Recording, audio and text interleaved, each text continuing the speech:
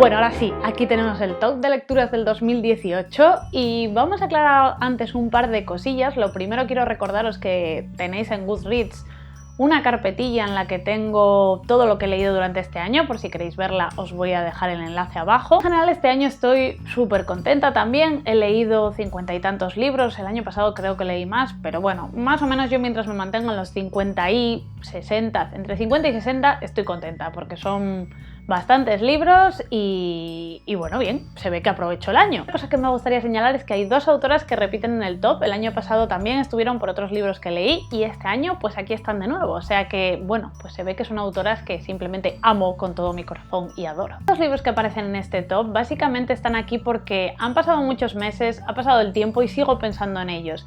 Quizá en su momento hubo otros libros que tuvieron más puntuación, que creí que me iban a gustar más, pero con el paso de los meses, no sé si os pasa a vosotros, pero hay libros como que permanecen más.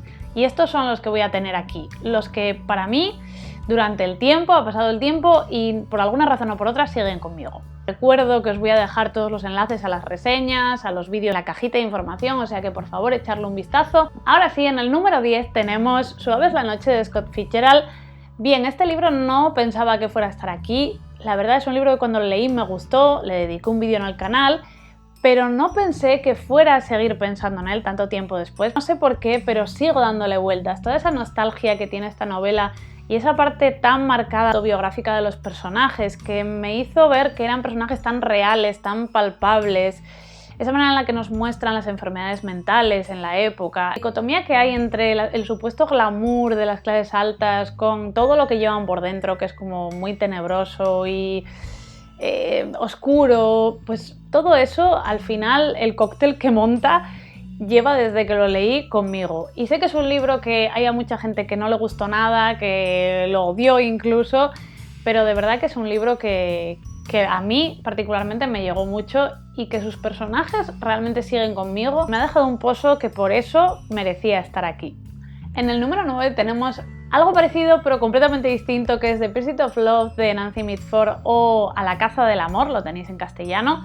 Es un libro que también va de la aristocracia, pero no tiene nada que ver, absolutamente nada que ver. Es un libro que me pareció divertidísimo, que tiene una chispa increíble, me lo pasé genial con todos los personajes. También tiene esos tintes autobiográficos de la propia familia de Nancy Mitford, que debía de ser un cuadro y que me muero por leer las biografías de las hermanas. Parece como muy ligero, muy liviano, muy divertido, pero luego tiene hacia el final algunos puntos que a mí me sorprendieron. Habla de la Guerra Civil Española, habla de algunos personajes, pues de los refugiados, habla de temas que yo por lo menos no me esperaba para nada que un libro como este fuera a tocar, y creo que consigue tener pues esa mezcla de picaresca y de que sea algo tan divertido y tan ingenioso y al mismo tiempo tenga ese posillo así algo más profundo, que no sea algo que te lo leas y ala, muy bien, muy divertido, pero otra cosa. No, sino que consigue para mí quedarte ahí. Tenemos El papel amarillo de Charlotte Perkins Gilman, que es un librito, ya veis que es un relato corto. O sea, para que un relato corto esté en el top de lecturas tiene que ser epiquísimo, porque normalmente sí que es verdad que cuanto más tiempo pasas con una novela, más logras conectar con los personajes. No siempre, no tiene por qué ocurrir, pero por lo menos yo siento que cuando paso mucho tiempo leyendo un libro, normalmente conecto mucho con los personajes. He invertido mucho de mi tiempo con ellos. En este caso, en cambio, consigue en tan poquísimas páginas, que estamos hablando de, en este caso, unas 50 páginas con ilustraciones, con lo cual es muy corto el relato, consiguió impactarme de la misma manera. Es una historia realmente escalofriante para mí, que habla de una mujer que tiene problemas de depresión y a la que ignoran por completo todo el rato y cómo se va encerrando en sí misma y consiguen prácticamente volverla loca entre todos. Pero está contado con una voz de una protagonista tan fuerte, tan maravillosa, se nota tantísimo que está basado en la propia experiencia de la autora. Es para mí una obra muy feminista, muy rompedora, me sorprendió, ya os digo, muchísimo. Está tan bien escrito, consigue despertarte tal cantidad de emociones en tan pocas páginas, me dejó con el corazón en un puño y al mismo tiempo me hizo plantearme muchísimas cosas. Muy cortito, que lo vais a leer muy rápido y es una maravilla. Los Patos de Ulloa es un libro que también me gustó muchísimo, que disfruté un montón y de nuevo me renovó el amor que siento por Emilia Pardo Bazán, que ya me había gustado muchísimo La Tribuna, y con este libro pues entiendo que Los Patos de Ulloa es uno de esos libros, no sé, de esos libros míticos dentro de la literatura española clásica, Me sorprendió mucho porque sí que es cierto que esta novela es como, tienes la impresión también, creo que como de todos los clásicos españoles, de que va a ser un poco peñazo, y para nada en absoluto.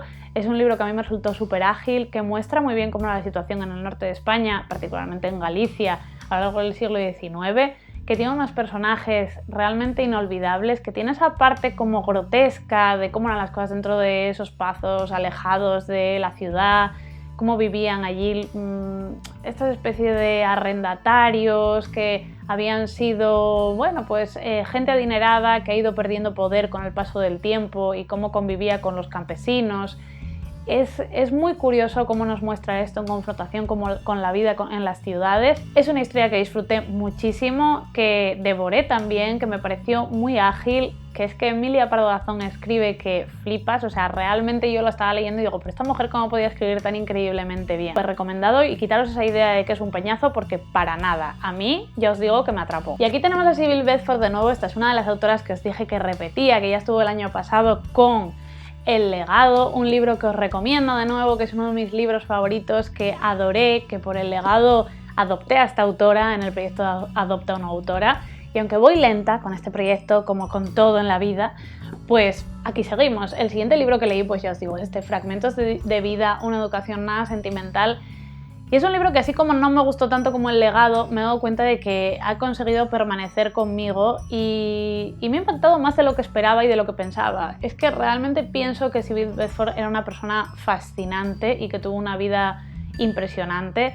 Y este es nuevamente un libro más autobiográfico que El legado, que ya en ciertas partes era autobiográfico, pero este es está mucho más basado en toda su vida. De nuevo está dividido en varias partes. Vemos parte de su infancia en Alemania, porque Sybil venía de una familia aristocrática de padre alemán y madre inglesa, y de cómo sus primeros años de niñez vivió pues, en ese casoplón ahí en Alemania con su padre, que era un personaje que a mí me resulta tan enternecedor, y cada vez que leo sobre él me emociono muchísimo porque era un personaje extraño, pero no sé, a mí me parece maravilloso. Y nos cuenta más en primera persona todavía sus sentimientos, cómo vivió pues, la separación de sus padres, la muerte de su padre, cómo comenzó esa especie de periplo por toda Europa, porque ella estuvo viajando pues, durante toda su niñez y adolescencia, porque su madre era una persona, la verdad, no sé decir inestable, y que la tuvo pues, de unos parientes a unos amigos. Ella, en fin, tuvo una vida en la que apenas tuvo un hogar. Estamos hablando de una mujer homosexual que se movía en círculos bastante artísticos y creativos, y sorprende muchísimo su actitud y su manera de enfrentarse a ciertas cosas. A mí me pareció, ya os digo, es que cada vez estoy más enamorada de Sybil Bedford y su manera de entender el mundo y de enfrentarse a todas las situaciones. Recomiendo muchísimo El legado, y si os gusta, pues no dudéis en leeros Fragmentos de vida, que ahonda más en su figura, en su historia y en ella como persona. Y ya lo dejo, mi obsesión con Sybil. En el número 5 tenemos Vida y Destino, de Vasily Grossman. No lo tengo aquí, por suerte hay una reseña en el canal ya, que os dejaré por ahí. No voy a decir mucho más, es un libro que me impactó muchísimo, que son 1000 páginas que devoré, que realmente recuerdo esa sensación de conocer mejor al pueblo ruso. Es un libro muy humano que se esfuerza muchísimo en mostrarnos los diferentes estratos de la sociedad rusa y cómo se enfrentaron a una situación como la batalla de Stalingrado. Nos habla de absolutamente todo tipo de personajes, aunque centrado principalmente en una familia. Conocemos a muchísimos personajes y abre un abanico enorme de situaciones, y vemos incluso desde lo que sucede en un campo de concentración a lo que sucede en plena batalla, en las propias ciudades en mitad de un bombardeo, a las familias con problemas pues, más en el campo, que tenían problemas de hambruna enorme.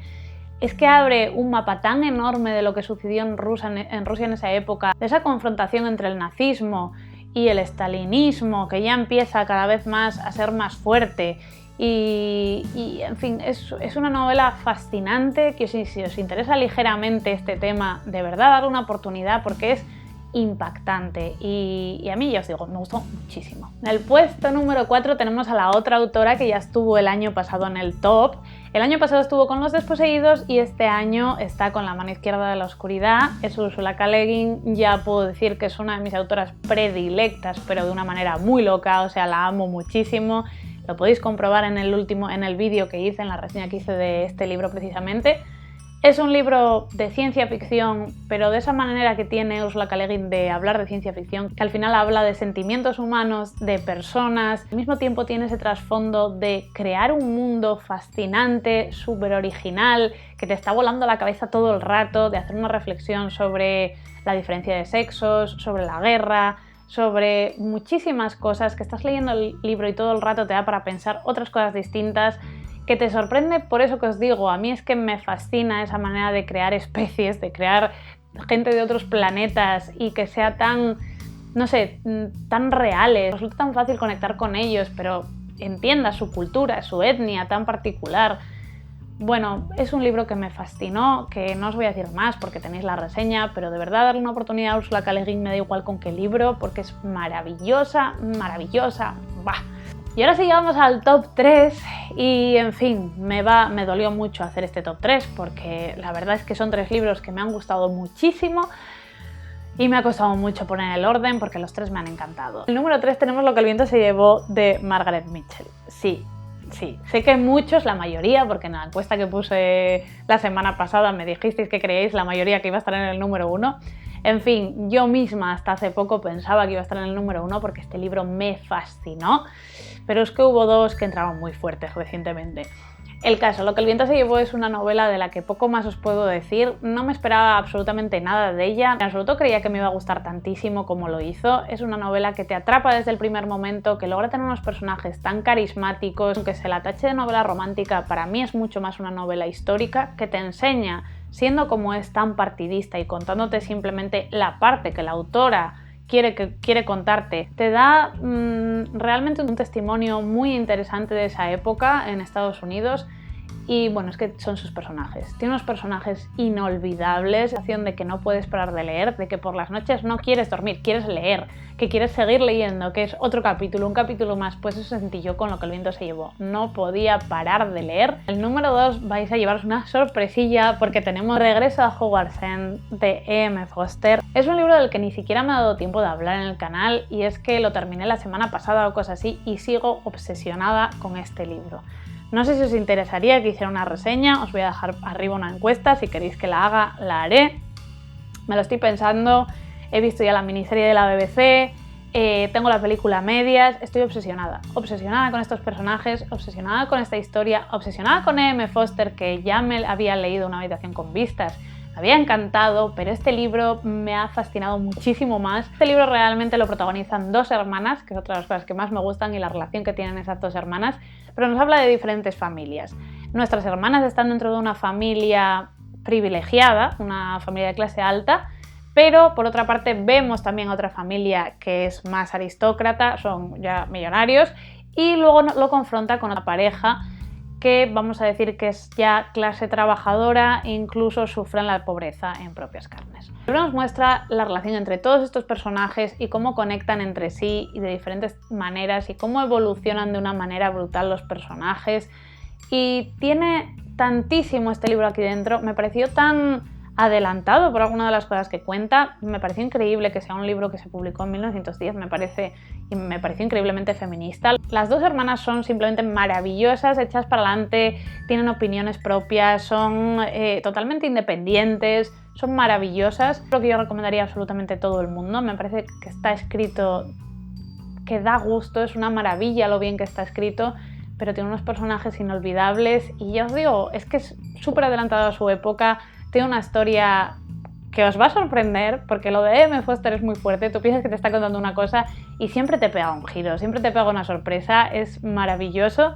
De verdad, no perdáis la oportunidad, se ha reeditado recientemente y comprároslo, pedirlo por Reyes, hacer lo que sea, pero leeros este libro porque es increíble. Y por fin llegamos al que para mí ha sido el mejor libro del 2018 y ya muchos sabréis que estoy hablando de La señora Dalloway, de Virginia Woolf. No voy a decir mucho más, porque realmente creo que ya lo dije todo en la reseña. Es un libro que me impactó muchísimo y en el que sigo pensando, no solo por la historia en sí, sino especialmente por cómo está contada la historia, por cómo me atrapó, por cómo me metí en ese río, en ese mundo, en ese pasar de un personaje a otro, cómo conecté con todos, cómo me sentí parte de Virginia Woolf, porque todos los personajes me parecieron Virginia Woolf. Me pareció tan maravilloso como estaba contado, tan innovador, tan original. No sé, esperaba algo muchísimo más denso, para nada. Sé que es un libro que no es para todo el mundo, que es muy particular, que tienes que conectar con cómo te cuenta las cosas Virginia Woolf y con sus personajes. Yo conecté muchísimo con todos, pocas veces me ha pasado eso, de conectar hasta tal punto con todos ellos y sentir lo que sienten ellos de esa manera. Y en fin, que no voy a decir más. Si os interesa, veros la reseña porque ahí me explayo a gusto, pero en fin, es que es ya uno de mis libros favoritos y desde luego voy a leerme todo lo que ha escrito esta mujer. Me he leído 3 libros, pero es que quiero leérmelos todos porque muy fan de Virginia Woolf ya con este libro maravilloso. Y bueno, lo dejamos aquí, que como siempre está haciéndose eterno este vídeo. Muchísimas gracias por estar ahí. Espero que me dejéis abajo en comentarios qué os ha parecido el top, si os lo veíais venir lo que iba a entrar aquí, porque la verdad que soy bastante pesada con los libros que me gustan. ¿Cuáles son vuestros mejores libros? Si me recomendáis algunos de los libros que habéis leído este año. Y pues nada, que nos vemos pronto, que paséis unas felices fiestas, un final de año estupendo y una entrada del 2019 aún mejor. ¡Adiós!